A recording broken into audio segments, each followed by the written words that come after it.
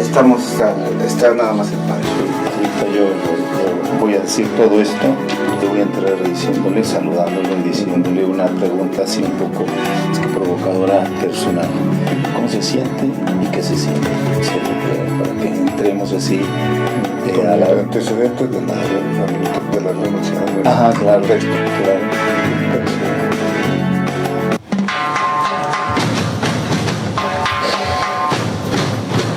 Santoral, invitados, temas de formación e información, música, noticias y más.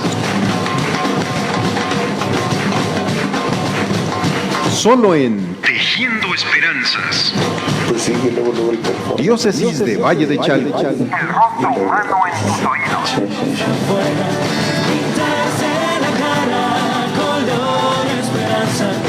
Bienvenidos.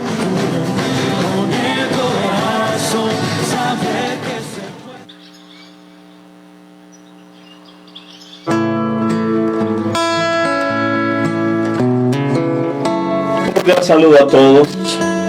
Agradezco a Dios esta oportunidad que me da para estar en este programa con todos ustedes aquí en nuestro programa Tejiendo Esperanzas. Tenemos un programa especialísimo, importantísimo, pero también lleno de afecto, de fe y de fuerza para caminar y seguir adelante. Hoy vamos a tratar un tema muy especial que es precisamente la renuncia de nuestro señor obispo de nuestra diócesis de Valle de Chalco. Pero queremos precisamente abordar este tema para que se entienda perfectamente qué es eso de la renuncia de un obispo. Primero que nada, quisiera yo mandar unos saludos a todos aquellos que nos escuchan, que nos siguen por Facebook, a través de la página de la diócesis de la provincia de Tlalnepantla, Flor y Canto y Pastoral Creativa. Hoy nuestro santoral, nuestros efemérides, apenas 3 de este mes, 3 de noviembre, tuvimos nada menos que a San Martín de Porres. Yo siempre digo que por gracia de Dios aquí en nuestra diócesis, por supuesto, pero en México tenemos una devoción grandísima a San Martín de Porres que hay que seguir promoviendo. Aquí está su excelencia, de una vez lo paso también a saludar y lo pongo a micrófonos, porque excelencia, verdaderamente hablar de San Martín de Porres es hablar de una, como todos los santos, con una característica especial, entrañable. Yo creo que hay santos que Perú, que tenemos de Perú, Santa Rosa de Lima, Fray San Martín de Porres, que nos dejan tanta espiritualidad, sí, tanto el espíritu del servicio, el espíritu de la pobreza, de la religiosidad, de la cercanía, junto con la mano de Dios que les hace hacer tantos milagros y tantas gracias. No sé, tenemos 3 de noviembre, vivimos la espiritualidad de San Martín de Porres. 11 de noviembre vamos a tener a San Martín de Tours, que no decir también de este santo que es el patrono de los comerciantes, precisamente por aquel gesto maravilloso que hace al partir su capa, siendo todavía soldado, porque él era soldado, siendo todavía soldado, ve a un pobre y su humanidad le lleva a compartir lo que tiene, y en ese momento tiene su capa y puede servir su capa para ese pobre hombre y le da la mitad de su capa para que se caliente. Y dicho sea de paso, precisamente de ahí viene esa costumbre bella, hermosa, arraigada entre nosotros de llamarle a una iglesia pequeña, pequeñita, una capilla. Porque dice la tradición que la gente después, cuando San Martín de Tours va a llegar a obispo, va a llegar a santo, va a hacer tantas obras de amor y de caridad, la capa que quedó, la mitad de la capa que quedó de ese gesto, la gente lo recoge y lo puso en un pequeño santuario.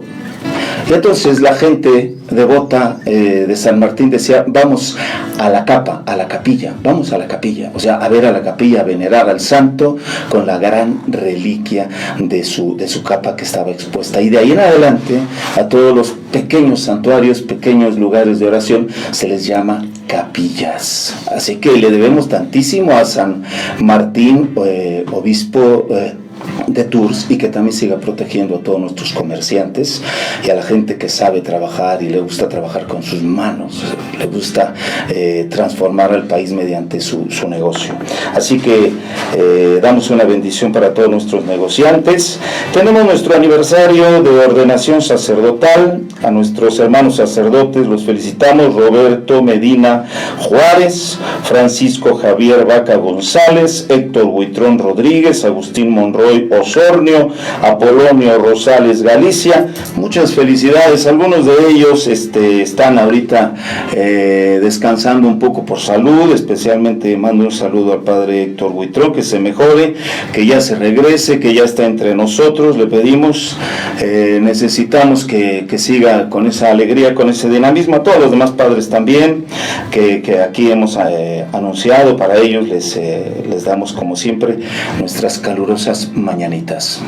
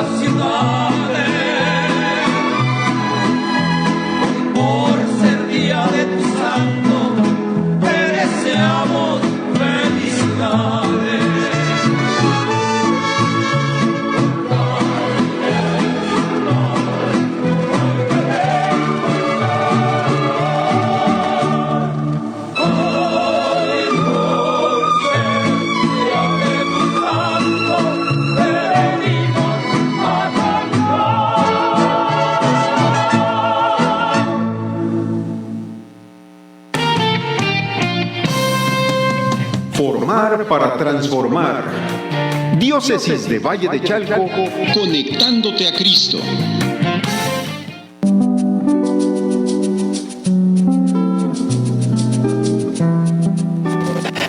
Así que muchas felicidades a todos los que cumplen años, y precisamente vamos a hoy abordar un cumpleaños muy especial que se da en este mes de noviembre, el cumpleaños de nuestro señor obispo, pero que este año reviste, yo creo que un significado especialísimo, no solo para usted, excelencia, para su vida. Un cumpleaños, siempre yo bromeo y digo, es mejor cumplir años que no cumplirlos, ¿sí?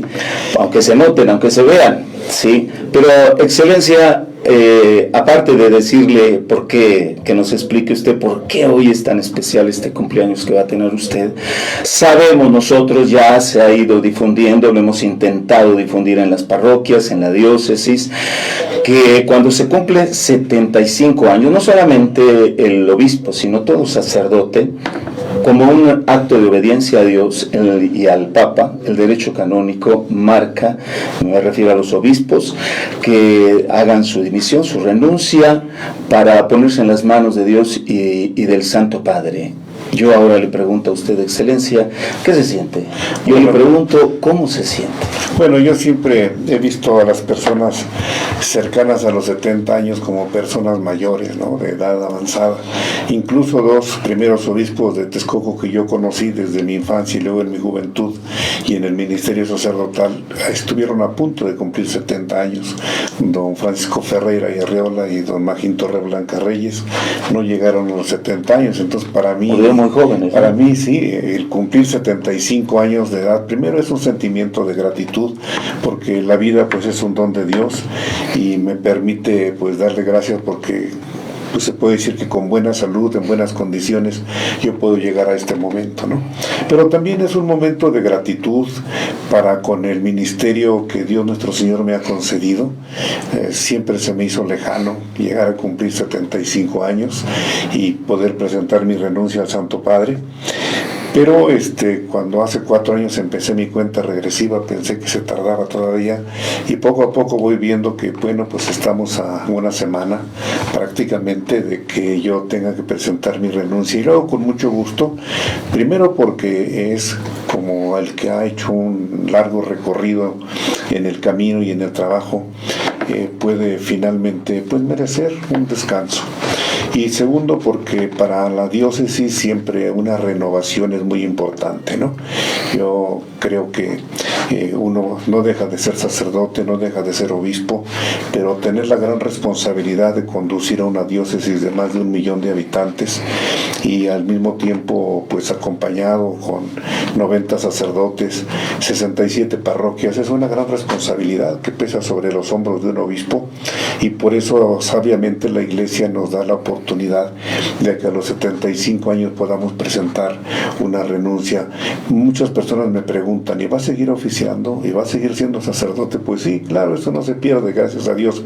Mientras Él nos preste vida y salud, seguiremos ejerciendo el ministerio. Pero pues también le damos gracias a Dios porque llegamos a entregar, creo yo, que muy buenas cuentas en la administración de estos últimos 13 años de mi vida en el ministerio sacerdotal como obispo de Valle de Chalco. Es una gran oportunidad y un motivo de gratitud. Excelencia,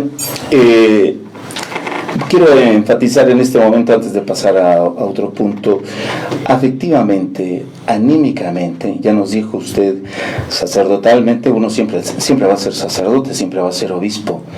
Afectivamente y anímicamente, ¿cómo se prepara uno para una decisión tan importante? Porque ya lo dijo usted, no va a dejar de ser obispo, pero ese paso de llegar a ser ahora emérito y ver culminado todo un caminar de alguna manera, ¿cómo se siente usted en este momento? ¿Cómo se ha preparado? Creo que pasa un poco como los jubilados, ¿no? Cuando alguien le gusta su trabajo y está empeñado en hacer su trabajo, veo muchos maestros, veo médicos y enfermeras, veo gente pues que desempeña tareas muy hermosas en la vida y le cuesta trabajo prever que un día tenga que dejarlo, ¿no? Sobre todo cuando uno está pues 24 horas dedicado a un ministerio, de pronto como que pueda venir un tiempo de descanso, de una, no quería decir relax, ¿verdad? Pero sí en el sentido de que se quita uno de una carga, de una responsabilidad. Pues hay que prepararse, y yo creo que así como no nos preparamos para ser ancianos, y sin embargo es una gracia de Dios que lleguemos a hacerlo, también prepararse para llevar una vida un poco más serena, un poco más en paz, sin dejar los grandes ideales de la vida como es el ministerio sacerdotal. Y cuando alguien me pregunta, por ejemplo, ¿y qué va a hacer?, ¿no? Bueno, para mí es un gusto volver al campo, poder sembrar mis hortalizas, a lo mejor cuidar algunos animalitos y disfrutar de esa paz, de esa serenidad que nos da el campo, pero al mismo tiempo poder hacer una labor en la iglesia acompañando, por ejemplo, con facilidad visitar a algunos enfermos y un trabajito en la pastoral vocacional para compartirles a los jóvenes, a los adolescentes, el gozo que da el poder servir en el ministerio sacerdotal, y que por qué no es una opción que pudieran seguir. Me presenta un plan de vida en el que baja una responsabilidad en la conducción de la diócesis, pero sigue siendo una vida muy fecunda en bien de la iglesia y una plena realización personal y pastoral para mí. Yo creo que, Excelencia, nosotros tenemos, lo digo como sacerdote, la vocación sacerdotal. Usted ha tenido esa vocación sacerdotal, pero quisiera hacer una pregunta, no sé si personal, pero creo que de alguna manera mucha gente le ha preguntado a usted, hasta los niños. Yo tengo la gracia de acompañarlo a las visitas pastorales, y a veces quien más quien menos le ha dicho que cómo se estudia para obispo, ¿qué es eso de ser obispo? Yo le preguntaría a ¿usted alguna vez, siendo sacerdote, viviendo su ministerio, intuyó? ¿Se siente algo? ¿Hay algo nuevo? ¿Hay algo que el Señor nos va revelando que después, ya recorrido, ya caminado, puede uno decir, yo creo que el Señor me llamaba y yo no lo veía o no lo sentía en ese momento, pero que sí hay ese llamado al episcopado? Bueno, yo tuve la gracia de entrar al seminario a los 12 años de edad, ¿no? Y toda mi vida ha sido prepararme y ejercer el ministerio sacerdotal. Y la verdad es que en cada etapa de la vida uno tiene que disfrutarlo, tiene que gozarlo. Y yo como seminarista fui muy feliz, tuve oportunidad del deporte, de los estudios, de hacer amigos para toda la vida. Me dolió mucho, por ejemplo, la muerte de Miguel Ángel Cardiel, un compañero de toda la vida. Que recientemente pues, bueno, uno lo siente muy cerca, sí, ¿no? Sí.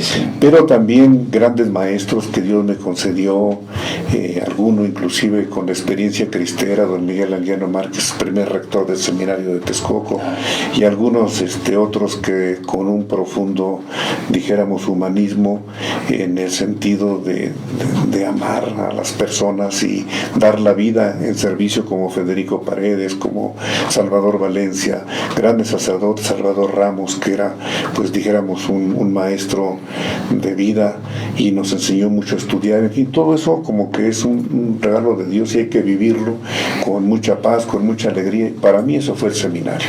El tomar las decisiones importantes como ir al seminario mayor y luego la confrontación vocacional después de los años de filosofía y volver a los 4 años de teología en el seminario también fue pues una oportunidad de ir con gozo, con alegría. A mí mi papá siempre me preguntaba cada año al volver al seminario, ¿de veras quieres ir? ¿Todavía quieres ir? ¿Estás contento de seguir en el seminario? Y yo siempre le dije que sí, y lo hice así con esa libertad porque no me sentí presionado ni a favor ni en contra por parte de mi familia. Pero también el volver al seminario los últimos 4 años de teología, habiendo vivido la experiencia de un servicio, de un trabajo como muchos obreros de nuestro país, como un buen repartidor de Pepsi, por decir, y aquí no se valen los comerciales, pero fue una etapa también muy bonita. Pero fue parte de su vida, su trabajo que realizó, ¿verdad? Yo me sentía realizado con mi camión de Pepsi-Cola recorriendo las calles de Durango y finalmente tomar la decisión de hacer carrera en la empresa o continuar mi formación en el seminario, pues fue un gozo muy bonito porque tenía como que la posibilidad de elegir entre 2 grandes bienes, ¿no? Eso para mí ha sido muy importante y creo que lo prepara uno. También hay formadores que influyen de manera muy especial en la vida de uno. Por ejemplo, ¿por qué no recordar a don Héctor González, arzobispo de Durango, que fue mi rector, y que en un determinado momento, cuando yo estaba así como entre elegir lo más difícil o lo más accesible, por decir, sí, en mi año de discernimiento, me dijo, cuando ves las cosas difíciles y hay otras cosas más fáciles y optas por lo fácil, eso va a ser toda tu vida, siempre optando por lo fácil. Yeah. Pero si tú afrontas lo que tienes que afrontar y das de ti mismo y rindes lo que tienes que rendir, eso va a ser tu vida, una búsqueda, un crecimiento, un desarrollo, y eso la verdad marcó mi vida y mi ministerio. Para mí siempre ha sido dar un pequeño esfuerzo extra, no irse a lo fácil, sino a buscar lo que creo que Dios quiere para mí y por lo mismo, pues aunque sea lo más difícil, intentarlo siempre. Eso fue muy importante. En una ocasión también el cardenal Norberto, que fue mi maestro de teología, con una calificación que yo consideraba pues muy buena, porque era buena, y cuando él me confronta y me dice, mira, cualquier otro podía merecer algo más con lo que tú estás presentando de examen, pero tú puedes dar más. Y eso me reta también, siempre tú puedes dar más, es qué posibilidades hay en la vida de rendir un poquito más. Yo creo que eso, la formación que recibí en mi casa, mi mamá y mi papá fueron personas de trabajo, de esfuerzo, y nos infundieron ese espíritu de lucha. Mis formadores en el seminario menor y en el seminario mayor fueron pues determinantes para que yo pudiera de alguna manera tener una base humana, y cuando a mí me llaman al ministerio episcopal, que yo ni me imaginaba, nunca hubiera deseado, recuerdo muy bien una frase muy bonita del Papa Pablo VI, cuando lo eligen Papa y dice, sin desearlo y sin merecerlo he sido elegido.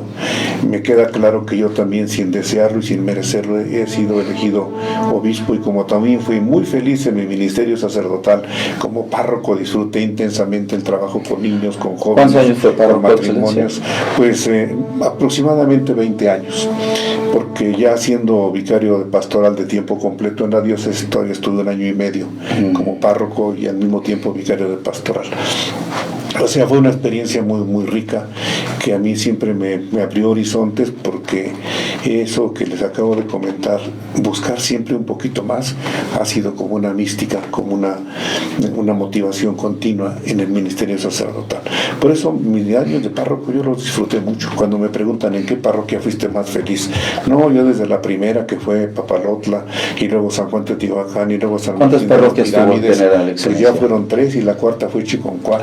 En todas puedo decir que fui muy feliz. Párroco de Chiconcuac, famosísimo Exactamente, Chiconcuac. famoso Chiconcuac, sí.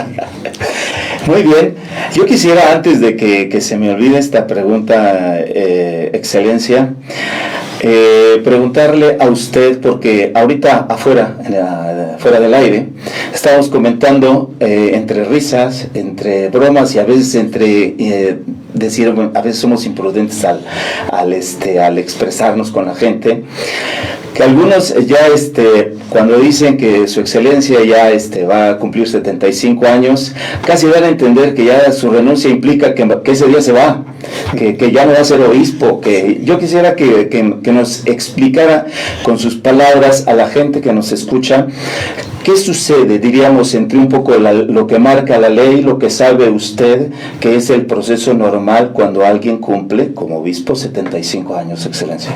Sí, aquí yo doy gracias a Dios porque la iglesia en sus 2000 años de experiencia es una iglesia muy sabia y tiene previsto todo esto, sus procesos.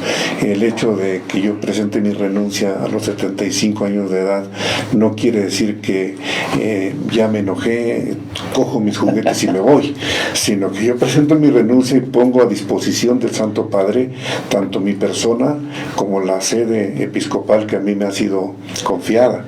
Entonces el Santo Padre tomará su tiempo para aceptar mi renuncia y tomar las previsiones correspondientes.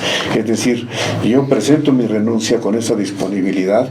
Como marca el derecho, nuestras leyes canónicas. Pero no es que yo en ese momento deje de ser el obispo de Valle de Chalco. Porque correríamos que hubiera un hueco, ¿no?, de legislativo, de presencia sacerdotal o episcopal. Eso es precisamente la riqueza y la sabiduría de la iglesia. Aquí no va a faltar en ningún momento la cabeza visible de la diócesis, que es el obispo. Yo estaré al frente de la diócesis con todas mis limitaciones, pero con todo mi amor y con todo mi empeño al servicio de esta iglesia, hasta que el Santo Padre me acepte la renuncia y me diga quién va a ser el sucesor. Y ese es otro capítulo que podríamos también comentar brevemente, ¿no? ¿Cómo se elige un nuevo obispo? Exacto. Bueno, yo creo que ya en la Santa Sede hay algunos pasos que se van dando, pero en cuanto reciben mi renuncia, yo creo que eso se acelera.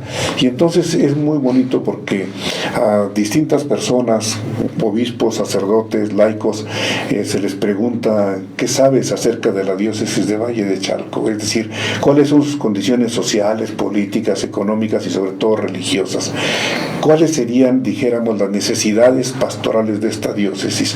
Y por lo tanto también cuál es el perfil de obispo que esta diócesis necesita. Un perfil pastoral. Porque no es lo mismo para una diócesis, por ejemplo, de la frontera de México con Estados Unidos, sí, exactamente, o con Guatemala, que una diócesis del centro como las nuestras, que fue la cuna de la evangelización y que tenemos grandes tradiciones y costumbres religiosas y costumbres incluso muy laicas, pero que expresan la religiosidad del pueblo, y que pues es mucho más importante que el obispo que venga a conducir estas diócesis tenga o los conocimientos o la capacidad de entender y de conocer a estas comunidades, porque el pastor conoce a sus ovejas y el pastor da la vida por sus ovejas, pero hay que conocerlas. Yo le interrumpo un momento, precisamente porque nosotros tenemos el plan diocesano de pastoral, que yo no quiero que se quede sin que diga usted alguna palabra.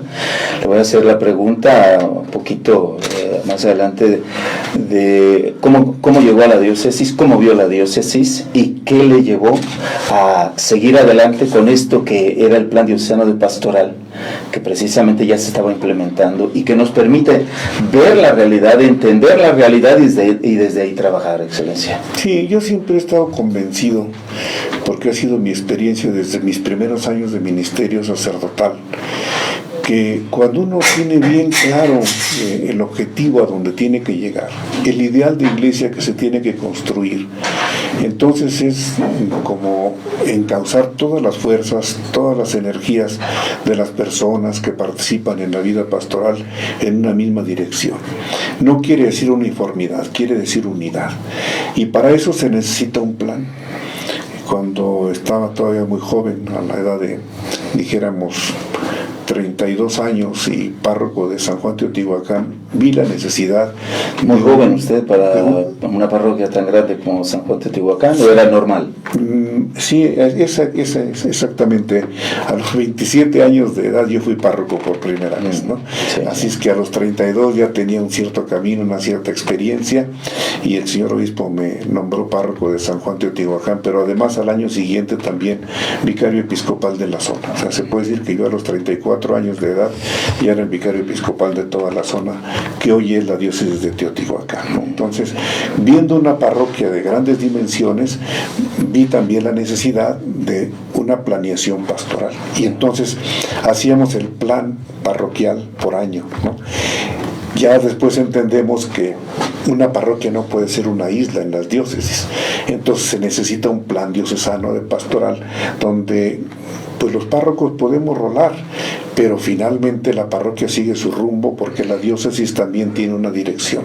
Entonces, para mí llegar a la diócesis de Valle de Chalco, lo primero fue encontrarme con el equipo de animación pastoral que estaba formado por unas 13, 14 personas, y que era quien estaba construyendo el plan diocesano.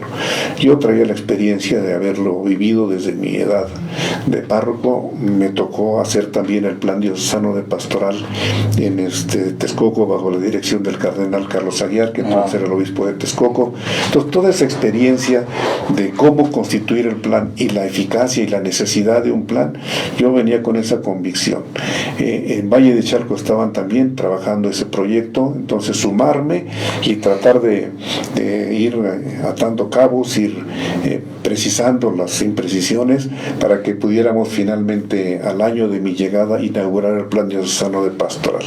Yo sé que para muchas personas es todavía un buen desconocido el plan, que para muchos sacerdotes sigue siendo más o menos aceptado, pero me voy con la satisfacción, con la alegría de que se le puede dar un rumbo a la diócesis y que las parroquias pueden caminar en una misma dirección, y que un sacerdote no tiene que ser un superestrella para venir y conducir una comunidad parroquial, sino que va a sumar, tratando sobre todo que, conociendo la realidad en que vive y valorando a las personas positivas, comprometidas de cada parroquia, juntos, hoy se habla mucho de sinodalidad, podamos seguir un plan de la parroquia inserta en el gran plan diocesano de pastoral, y que coincide con grandes coordenadas que son para nosotros, por ejemplo, el Concilio Vaticano II, que marca este rumbo de renovación pastoral, pero también con el magisterio continuo de la Iglesia, que nos lleva a objetivos muy claros, como dijo,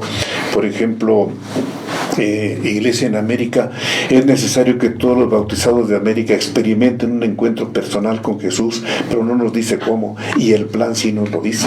O vamos a aparecer en el año 2007, el objetivo actual de la Iglesia, decían los padres del sínodo de América, de la Conferencia del Episcopado Latinoamericano, el objetivo actual de la Iglesia es convocar y formar discípulos misioneros de Jesucristo para que nuestros pueblos en Él tengan vida, pero tampoco nos dice cómo, y el plan sí nos va diciendo. En 3 grandes etapas podemos convocar, podemos formar discípulos en pequeñas comunidades y luego hacer esa iglesia servicial y misionera que el mundo necesita. Entonces, el plan es definitivamente un instrumento que nos va a permitir aterrizar toda esa gran enseñanza teológica, espiritual y pastoral de la Iglesia, con una metodología que no solamente es para la Iglesia, pero que ha servido mucho en el ámbito eclesial.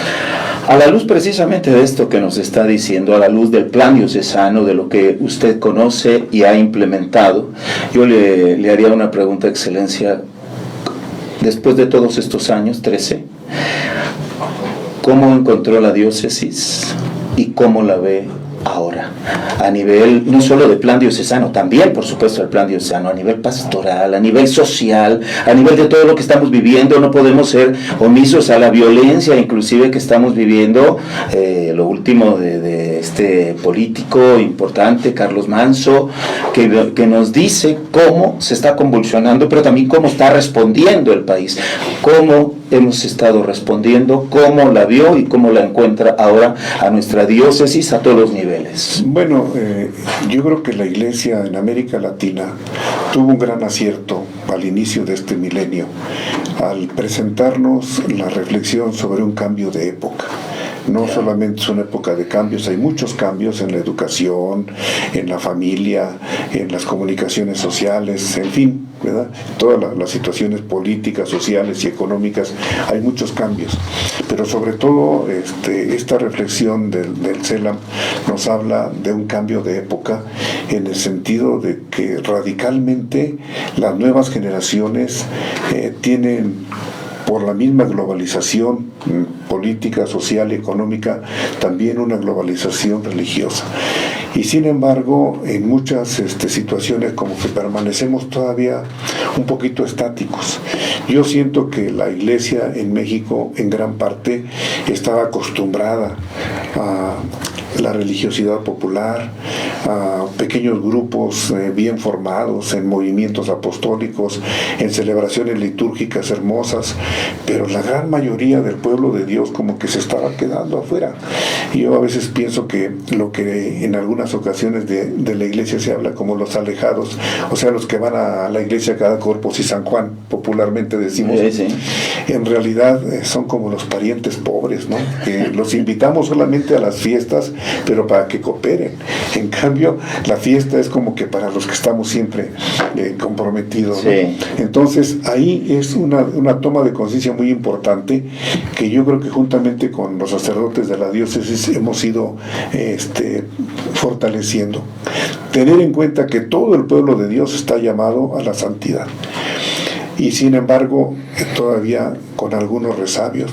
Tengo la iglesia llena, estoy tranquilo, estoy contento. ¿Sigue esa mentalidad? ¿Usted percibe que todavía sigue esa mentalidad, digamos? Yo creo que todavía hay algo de eso, aunque hemos dado grandes pasos en los últimos, dijéramos, 15 años, no solamente en los 13 que yo tengo aquí, sino en los últimos 15 años, el que los padres ya tengan la conciencia de que hay que hacer un plan, que hay que hacer una programación, que hay que trabajar por objetivos, que hay que evaluar periódicamente el trabajo que estamos realizando, les permite a los laicos, los que piensan, los que se preocupan, los que se esfuerzan, trabajar y aportar todas sus capacidades para que juntos vayamos haciendo una iglesia pueblo de Dios, una iglesia evangelizadora, una iglesia que sea hoy un fermento en medio de un mundo con tantos cambios y con tantas ideologías, con tantas propuestas, que la iglesia desde cada parroquia tenga una identidad, tenga un rumbo y tenga mucho que ofrecer, puesto que el evangelio es para todos y nosotros somos portadores del evangelio. Yo creo que hemos dado pasos muy importantes, aunque todavía hay mucho camino por andar.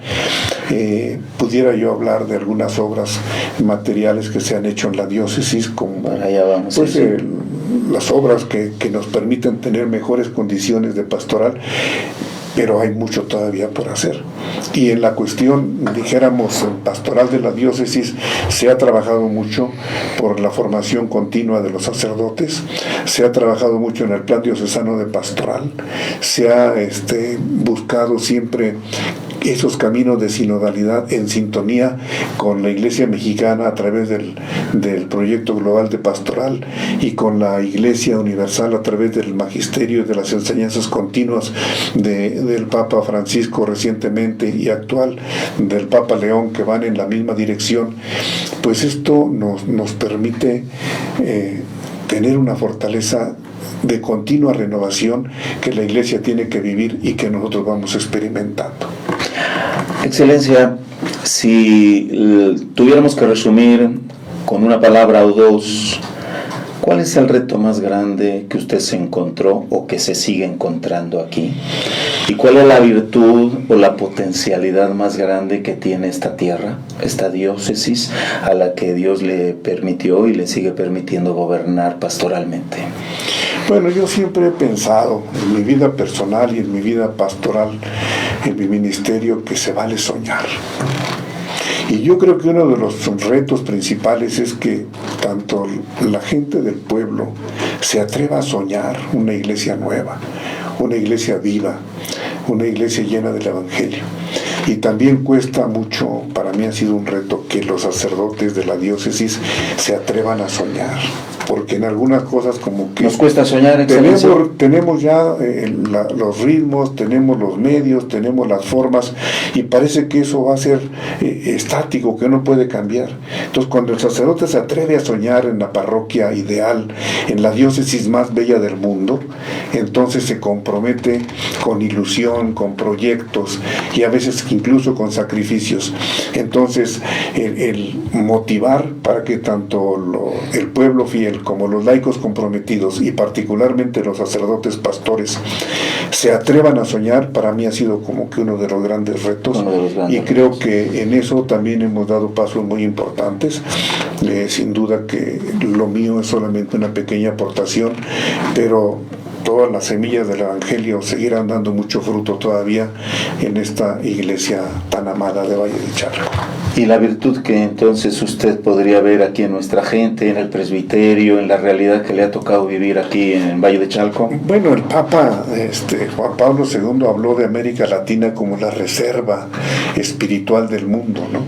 Y particularmente en nuestro país, una gran fortaleza de espiritualidad y de religiosidad, que en nuestra diócesis, principalmente en los pueblos, dijéramos, originarios de Chalco y zona de los volcanes, pues somos herederos de una gran religiosidad y de un gran compromiso por nuestra fe y por nuestra celebración, dijéramos, de la fe.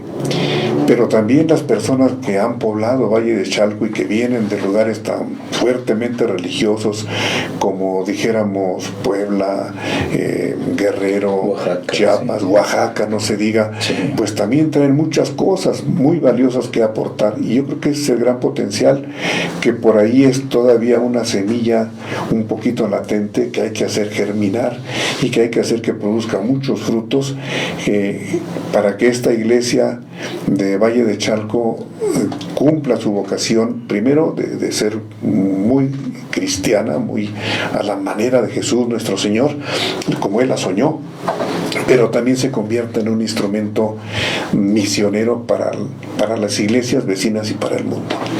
Yo siempre he dicho, Excelencia, pero es de opinión mía, que lo material debe ser simple consecuencia de lo humano, de lo espiritual, del trabajo pastoral, del día a día que el sacerdote, en este caso el obispo, realiza en su comunidad. Sin embargo, yo creo que lo material también refleja el trabajo espiritual y humano.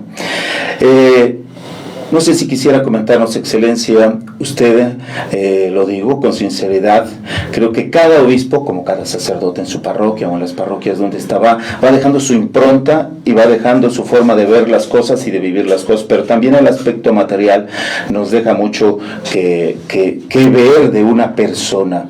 En una diócesis como la nuestra, tan llena de necesidades humanas y materiales, ¿cómo fue para usted el construir? ¿Qué vio necesario? ¿Por qué hizo lo que hizo? Si nos puede decir cuáles fueron sus trabajos humanos materiales. Bueno, yo creo que hay que ver las necesidades para la pastoral y soñar y comprometernos en ir solucionando esas necesidades. Por ejemplo, al llegar yo a la catedral en Valle de Chalco y no tener más espacio que el templo, por decir, sí. Y los niños tomando su catequesis en la sombrita de poquitos árboles que había, sí. o en fin, a lo pobre como me tocó verlo de párroco hace 50 años, 40 años. El construir un espacio adecuado para la pastoral, tanto para la catequesis de niños, adolescentes y jóvenes, como para los distintos movimientos eclesiales, se convierte en una necesidad. Y recuerdo muy bien que el nuncio apostólico, cuando vino a inaugurar esa escuela de la fe que construimos en la Catedral de Valle de Chalco, un espacio digno, un espacio amplio, un espacio que todavía está subaprovechado, él dijo: es la primera vez que veo que la primera obra de un obispo en una diócesis sea construir una escuela. Entonces, vista la necesidad, nos empeñamos, y creo que hubo mucho apoyo de la comunidad, también de instancias de fuera, como pudo ser el gobierno del estado, que nos apoyaron bastante, y fue posible hacer una obra de 15 millones de pesos que yo no me hubiera atrevido a soñar o a decir, lo podemos pero hacer. Se vale soñar. Pero se vale soñar y se vale intentarlo, y gracias a Dios pudimos inaugurarla con toda la plenitud. En el seminario igual, nuestros seminaristas, cuando en una ocasión me dijeron: necesitamos una capilla. Y yo pensé, sí, que la capilla del seminario es muy importante, pero también nuestro seminario ha sido como un foco de evangelización y de formación de agentes de pastoral, y que es un espacio muy adecuado por lo céntrico para que ahí se hagan retiros, se hagan encuentros pastorales, y construir también, por ejemplo, un auditorio para 300 personas con todos los recursos actuales de la modernidad. Parecía imposible, y sobre todo con el escepticismo de algunos sacerdotes, que no solamente no apoyaron, sino que inclusive se opusieron, ¿verdad? Tanto a la Escuela de la Fe como... ¿Y por qué se oponían, Excelencia, ya que lo estamos diciendo al aire? ¿Porque no lo creían? ¿Porque no soñaban? ¿Porque económicamente les parecía imposible? ¿Por qué? ¿O por todo? Un poquito de todo eso, ¿no? Y un poquito de decir: ¿para qué le movemos si siempre hemos estado así? Y estamos bien, no pasa nada. Entonces, atreverse a hacer algo así, yo creo que fue también, pues, una decisión basado en la necesidad, sí, y viendo la utilidad que pudiera tener. En este momento, por ejemplo, celebrar un encuentro nacional de la pastoral familiar, los recursos de nuestra diócesis no nos hubieran hecho ni imaginarlo en años anteriores, pero tener hoy las instalaciones que tenemos en el seminario, y que a muchos propios y extraños les sorprende al entrar y dicen: ¡ay, está muy bien ese auditorio! Sí. Bueno, el poder hacer ese auditorio y esa capilla que los seminaristas habían pedido, pero más allá de las necesidades del seminario, para estas actividades pastorales, creo que es un sueño realizado. Y así hemos ido ampliando la curia, por ejemplo, mejorando estas instalaciones, siempre consiguiendo la buena voluntad de la gente, los recursos propios de la diócesis, que no son muchos, pero que se pueden hacer rendir cuando convocamos también apoyos externos, y a veces donde menos nos imaginamos. Por ejemplo, para iniciar la obra del auditorio y capilla del seminario, pues teníamos un pequeño ahorro de lo que la gente da como bolo para el seminario en las confirmaciones que venimos realizando. El hacer una visita a la Arquidiócesis de Chicago y contar con un apoyo del arzobispo que nos permite una colecta, y bueno, de pronto 350,000 pesos están para iniciar la obra, y así fue muy buena colecta. Fue una muy buena colecta, ¿no? de un domingo, ¿no? Sí. En Chicago. Pero la gente de aquí también, y sin duda el gobierno estatal en su momento, y un poquito los gobiernos municipales, pues hicieron posible esas obras que nos atrevemos a soñar y que hoy están sirviendo, gracias a Dios, a la iglesia. Sí, Su Excelencia también, no lo dice él, pero lo digo yo rapidísimo, él está trabajando para que haya una casa para los sacerdotes, para cuando ya estén ancianos, para que puedan estar ahí, para que puedan rehabilitarse o vivir. Ahí también está construyendo o hermoseando, por así decir, la catedral. Excelencia, si nos gusta decir cómo va lo de la catedral, y adelanto la pregunta, tal vez la última, ya aquí del tiempo se nos está yendo. ¿Qué le hubiera gustado todavía hacer más? Bueno, yo quisiera terminar la casa para los sacerdotes ancianos. La tenemos más o menos a un 60%, porque ya está la casa, tiene instalaciones como para atender a 2 o 3 sacerdotes en este momento, pero nos faltan espacios como la capilla, como también algún equipo o alguna pequeña comunidad religiosa que atienda a los sacerdotes y que cuide la casa y que le dé, pues dijéramos, ese toque de espiritualidad que los sacerdotes mayores necesitan, pero quizá eso pues no me dé tiempo de completarlo. No faltará quien lo haga, sin duda. Pero en la catedral sí, yo creo que después de 22 años que tiene como catedral y el tiempo antes en que fue pues santuario de San Juan Diego, pues prácticamente no se le había hecho pues ninguna obra importante. Entonces sí, se vale soñar otra vez, y pensé juntamente con mis colaboradores más cercanos que la catedral como iglesia madre de la diócesis merece un remozamiento, aun cuando sea pues difícil, porque mucha gente pasa necesidad y a lo mejor para algunos es primero comer que poder colaborar con la catedral, pero hemos ido avanzando gracias a Dios, y poner por ejemplo un presbiterio no solamente digno, porque ya era digno, sino muy hermoso, con un mármol blanco de Carrara que en pocos lugares se encuentra por nuestra capacidad, pero también poner un piso de 2.300 metros cuadrados, pues a los bienhechores que alguna vez les pedí, se les hace, inmediatamente abren los ojos, porque de ese tamaño pues es una gran inversión.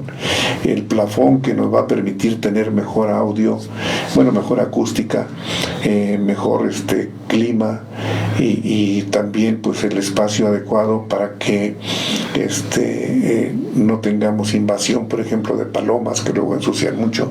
En fin, hay muchas razones por las que conviene hacer este trabajo, y hemos venido programando para este año, precisamente 2025, desde el arreglo de la bóveda, el plafón que está recientemente terminado el día de ayer, que el piso de mármol tanto en la capilla del Santísimo como en el presbiterio y en la gran nave estaremos terminando con el favor de Dios en 2 semanas más,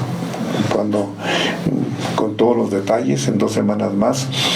Eso también nos permite pues continuar con una habilitación del terreno de la catedral, que es un espacio de pastoral, que tiene lo que hoy se requiere, como son estacionamientos, que hace falta una barda perimetral para que nos permita no solamente seguridad, sino también poder hermosear todos los espacios y sea un lugar que agrade a la vista, como hicimos con el seminario también, que sea el verde, las flores, ayuda mucho a relajarse interiormente y poder poner disponibilidad para la oración, para el encuentro con Dios.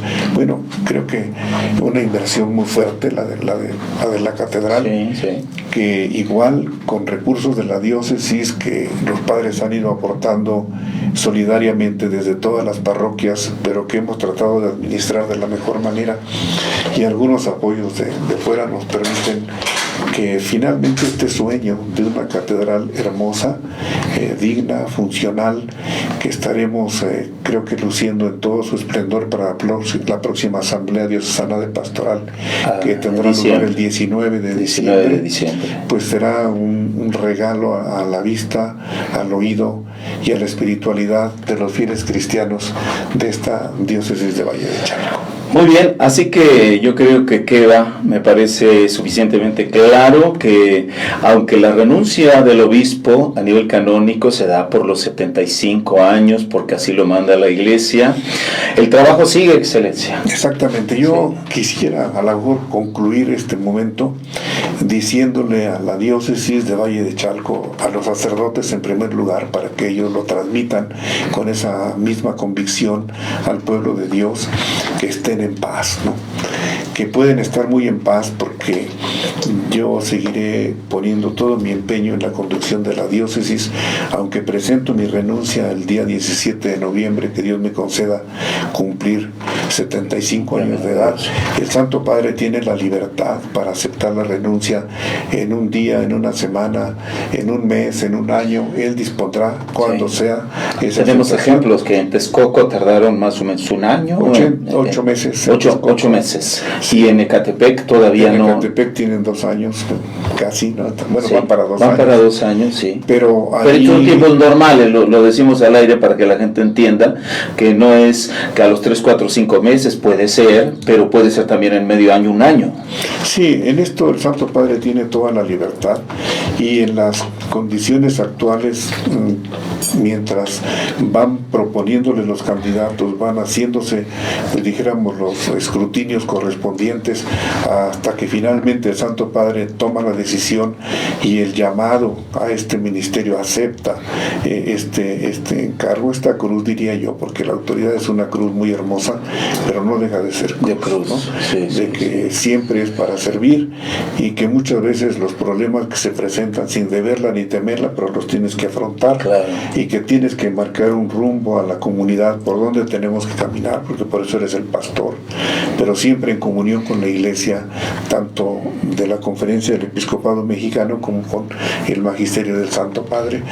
Pueden estar en paz, porque la Iglesia va a seguir sus procesos y no van a quedar en ningún momento, pudiéramos decir, sin obispo, a no ser que Dios me llamara de pronto, ¿verdad? Y entonces, con la sede vacante por el obispo difunto, pues entonces sí habría que tener una figura que ya vivieron aquí, como es el administrador diocesano, Sí. Con un colegio de consultores que se forma y con las indicaciones de la Santa Sede, o igual un administrador apostólico que viene siendo otro obispo, aunque sea en forma, dijéramos, intermitente, porque tiene a su cargo otra diócesis, y porque se está mientras preparando que venga el obispo de aquí. Yo les diría, estén en paz, no les va a faltar pastor, y como decía el Señor Jesús a sus apóstoles, les conviene que yo me vaya, porque entonces vendrá con el Espíritu de Dios un pastor joven, entusiasta, con mucha generosidad y con mucha capacidad para seguir conduciendo esta iglesia de Valle de Chalco. Yo me la llevo en el corazón para siempre, mientras Dios me preste vida. Excelencia, verdaderamente para mí es una charla que me deja mucho, porque me permite meditar sobre lo que a nosotros como sacerdotes también nos llegará en un momento a sentir este momento en el que tengamos que cumplir 75 años y vivir esta experiencia. Muchas gracias, Excelencia, pero no quiero dejar esta pregunta que tengo aquí.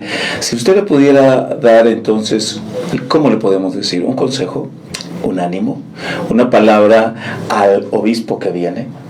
¿Qué le diría, Excelencia? Sí, ¿Qué le sugeriría? Yo le sugeriría que conozca a la comunidad, que conozca a los sacerdotes, que conozca a las comunidades, y tiene un gran instrumento, por ejemplo, en la primera parte del Plan Diocesano de Pastoral, en el modelo de situación, pero también tendrá la oportunidad de conocerles personalmente, porque lo que no se conoce no se ama, y para poder conducir una diócesis con amor hay que conocerla, y ese sería como que lo primero. Segundo, que confíe en que los sacerdotes, casi en su totalidad, están en la mejor disposición de construir esta iglesia de Dios, de servir a su comunidad, de glorificar a Dios con su ministerio, y puede confiar en ellos.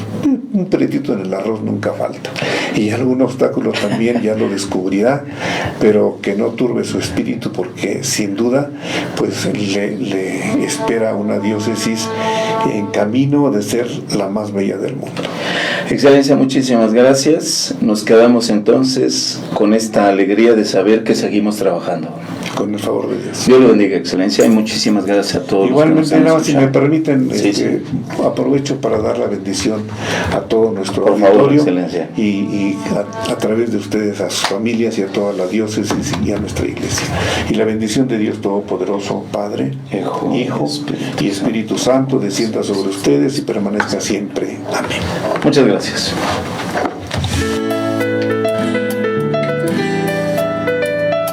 Diócesis de Valle de Chalco.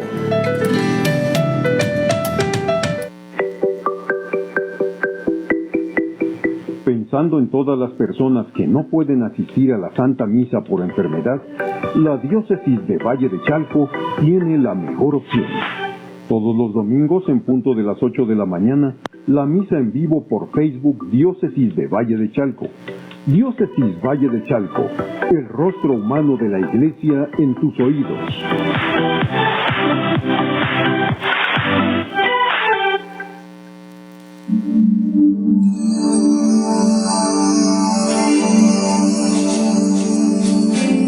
Diócesis Valle de Chalco presentó Saber que se puede, querer que se pueda, quitarse los miedos, sacarlos afuera. Tejiendo Esperanza.